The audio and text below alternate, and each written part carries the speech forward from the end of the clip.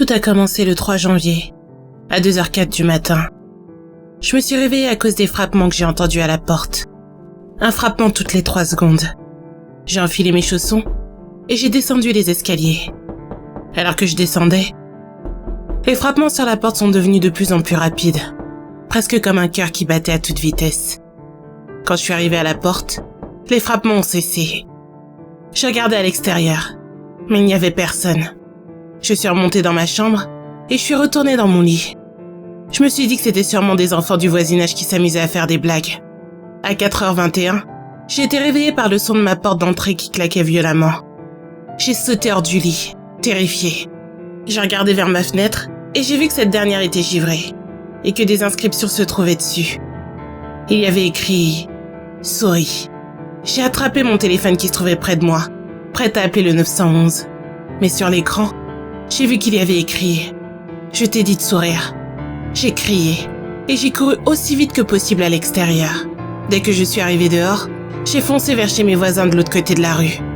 Ils ont ouvert leurs portes et sont restés avec moi en me serrant fort dans leurs bras, alors que je pleurais toutes les larmes de mon corps. Ils ont appelé la police. Et à exactement 5h42, les policiers sont arrivés chez mes voisins, après avoir cherché de fond en comble dans ma maison.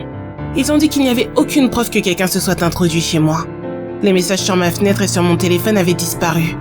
Alors, ils m'ont conseillé de dormir un peu et de parler à un docteur de mon stress et de mes problèmes d'anxiété. Je n'en avais rien à faire de ce qu'ils racontaient. Je ne les croyais pas, car je savais exactement ce qui m'était arrivé. Et c'était réel.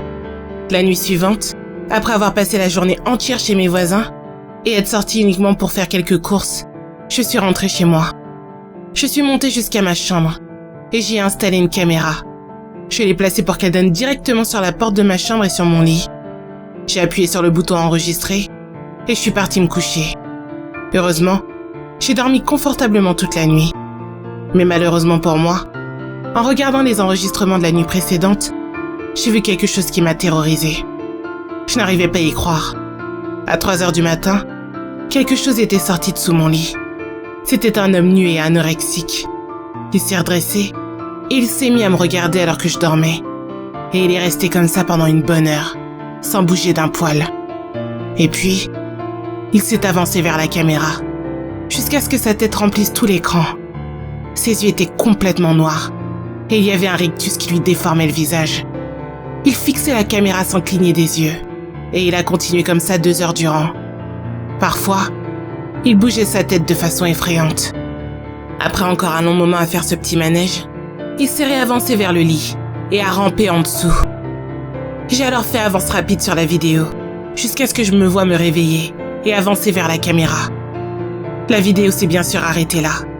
J'étais pétrifiée par la peur.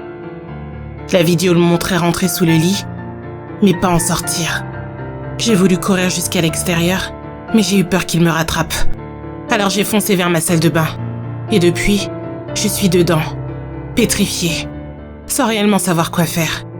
J'ai bien essayé d'appeler la police, mais étrangement, je n'ai plus de réseau. Et vu que ma salle de bain n'a pas de fenêtre, mon seul recours c'est d'attendre et espérer que quelqu'un me retrouvera, avant qu'il ne soit trop... Non, je vous en supplie, non.